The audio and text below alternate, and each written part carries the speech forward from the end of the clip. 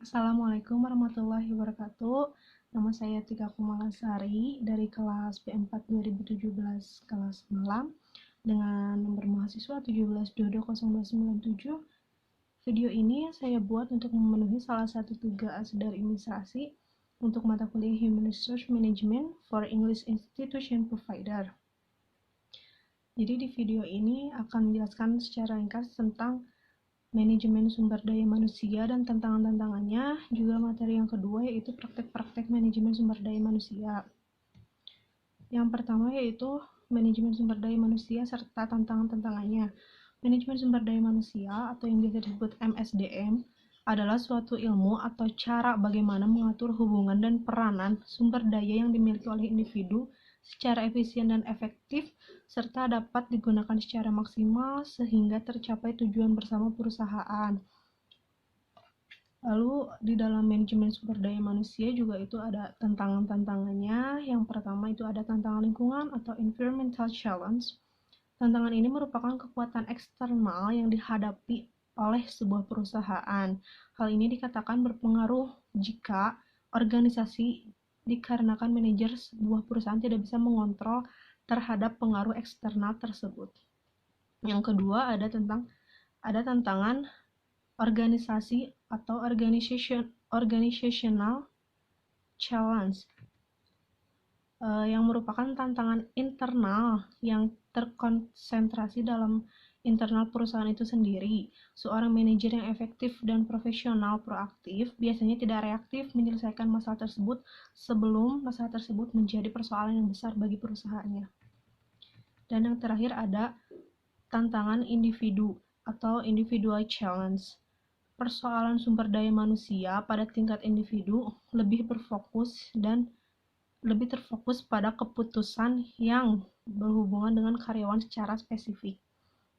Biasanya tantangan individu ini mempresentasikan apa yang sedang terjadi pada organisasi secara besar, seperti contohnya kemajuan teknologi pada sebuah perusahaan yang berpengaruh terhadap kinerja produksi karyawan. Dan untuk materi selanjutnya yaitu praktek-praktek manajemen sumber daya manusia.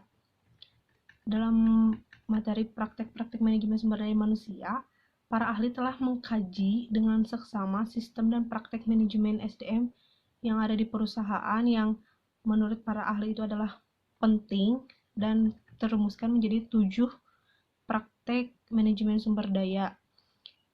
7 praktek manajemen sumber daya manusia. Yang pertama yaitu internal career opportunities, mengacu penggunaan internal labor market untuk memenuhi kebutuhan tenaga kerja perusahaan dibanding tenaga kerja dari eksternal. Pengembangan sistem karir yang handal, apalagi didukung dengan pola talent pool, akan semakin memberikan kepastian mengenai ketersediaan kader dan juga kepastian terhadap jenjang karir karyawannya.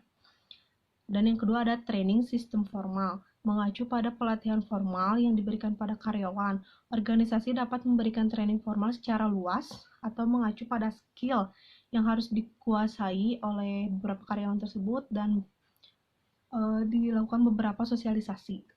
Dan yang ketiga ada sistem penilaian kinerja yang didasarkan pada hasil kerja ataupun perilaku kerja. Penilaian kinerja yang berdasarkan perilaku fokus pada perilaku karyawan yang penting untuk berkinerja secara efektif. Sedangkan penilaian kinerja berbasis hasil fokus pada konsekuensi yang dihasilkan dari perilaku tersebut. Yang keempat ada profit sharing plan, pembagian hasil berupa material yang didasarkan pada kinerja organisasi dapat dilihat sebagai bagian internal dari sistem MSDM strategik. Dan yang kelima ada employment security, sejauh mana pemberi kerja memberikan jaminan kerja bagi karyawan akan memberikan banyak implikasi strategik. Walaupun dalam kondisi ekonomi saat ini, karyawan yang telah bekerja lama di perusahaan tidak terbebas dari kemungkinan untuk di-PHK. Tetapi ada beberapa kelompok karyawan di dalam organisasi yang memiliki rasa keamanan yang tinggi dalam pekerjaan mereka karena kebijakan formal maupun informal perusahaan. Dan yang keenam itu ada voice mechanism. Bentuknya adalah formal given system, dan dan partisipasi dalam pengambilan keputusan. Terakhir adalah tingkat kepentingan dari suatu jabatan dalam organisasi. Dan yang terakhir ada job definition. Job definition ini adalah pendefinisian jabatan yang jelas akan membantu karyawan memahami tugas dan fungsinya secara baik, sehingga dapat dipastikan bahwa karyawan tidak akan melakukan aktivitas pekerjaan yang tidak terkait dengan fungsi dan tugasnya sendiri. Pendefinisian jabatan secara jelas dapat melalui pendefinisian uraian jabatan secara jelas dan dengan individual action. Sampai situ penjelasan materi untuk di video ini untuk memenuhi tugas 1 dan tugas 2. Terima kasih. Wassalamualaikum warahmatullahi wabarakatuh.